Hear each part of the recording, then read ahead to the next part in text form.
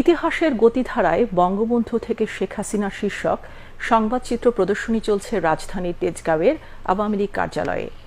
মাসব্যাপী এই আয়োজনে স্থান পেয়েছে জাতির পিতা বঙ্গবন্ধু শেখ মুজিবুর রহমান ও প্রধানমন্ত্রী শেখ হাসিনার জীবন ও সংগ্রামের নানা দিক। প্রদর্শনীতে আসা দর্শনার্থীদের কাছে এ যেন অতীতের আয়নায় বাংলা ও বাঙালির আন্দোলন সংগ্রামকে নতুন করে দেখার এক অনন্য সুযোগ। রিপোর্ট মীনাক্ষী চৌধুরীর।